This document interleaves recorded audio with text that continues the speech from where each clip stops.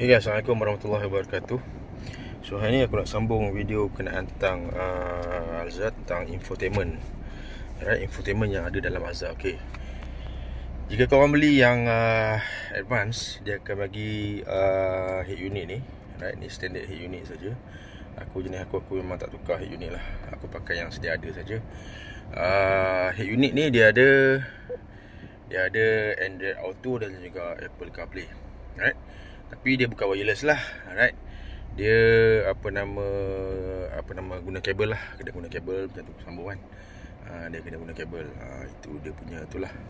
Okay, so bila korang connect kepada Android Auto ni, right, so dia akan papar lah apa yang korang dah setting dalam korang punya apps untuk dipaparkan kat sini. Okay, macam ni ada Maps, ada WhatsApp, ada Telegram, ada Waze dan sebagainya, ada YouTube Music. Okay, so kalau kata korang nak guna Waze, macam biasalah korang klik, dia akan paparkan Waze lah. Okay, kalau korang nak dengar YouTube Music, macam ni kau kena upgrade kepada premium lah, baru ada. Right, lepas tu apa lagi ada, korang boleh connect ke WhatsApp. Contoh kat sini WhatsApp. Okay, korang connect ke WhatsApp. So dia akan tunjuk lah apa yang ada dalam current recent punya conversation yang berlaku dalam korang punya WhatsApp. Dia akan tunjuk kat situ. Dan dia boleh baca. Right, dia boleh baca. Contoh Shah KKTMPJMSN said, camera photo. Movie camera video, 017. Okay, so dia boleh baca dan kau boleh reply.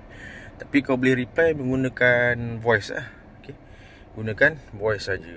Okay, kau tak boleh menaip. Right.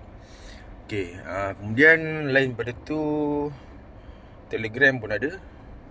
Right, Telegram pun ada. Cuma ialah kau guna yang standard punya head unit ni, dia agak slow lah pada aku.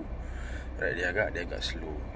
Jadi kalau korang ada lebih bajet, korang boleh lah upgrade yang Soundstream tu. Right, yang lebih sedap sikit lah. Okay, dari segi speaker lambat sikit lah. Kalau kata Telegram ni lambat. Right, dari segi speaker dia ada depan 2, belakang, tengah 2. Dan dia ada subwoofer ke apa, aku tak tahulah kat situ. Right, ada subwoofer kot. Okay. So apa lagi tentang infotainment yang ada? Infotainment yang ada itu sajalah yang ada dalam Alza ni. Apa lagi infotainment yang kau nak, kan? Macam tu je yang ada dalam Alza.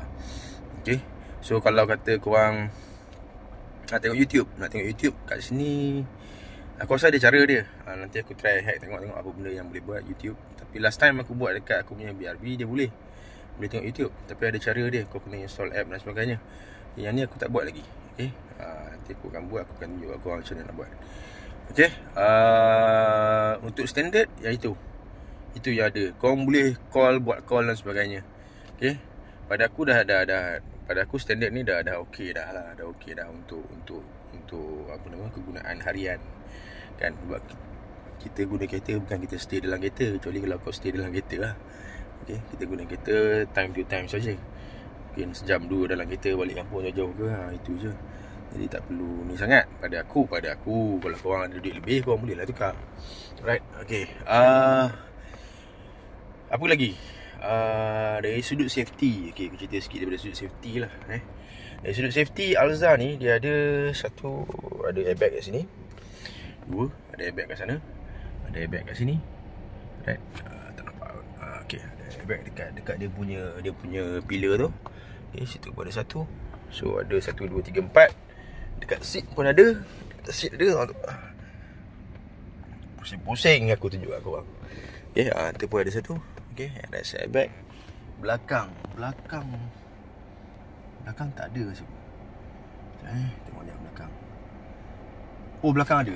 Belakang ada dekat pillar nombor 3. Okay, pillar nombor 3 ada airbag. Okay, kau boleh tengok lah. Okay, dekat pillar ketiga yang untuk dia cover untuk passenger belakang sekali dengan tengah. Alright. So ada 1, 2, 3, 4, 5, 6, 78. Ada 8 airbag dalam Alza ni. Alright. Okay. Dari segi safety dia, dari sudut airbag lah, dari sudut airbag pada aku okey. Okey lah. Okay. Dengan harga kereta ni lah. Okay. Alright. Okay. Itu saja aku nak cerita hari ni berkenaan tentang infotainment yang ada dan juga airbag. Alright. Okay. Kita jumpa next time. Okay. InsyaAllah aku akan cerita balik pula tentang safety saving minyak aku rasa, insyaAllah. Okay. Terima kasih. Assalamualaikum. Jangan lupa like, subscribe, share. Bye bye.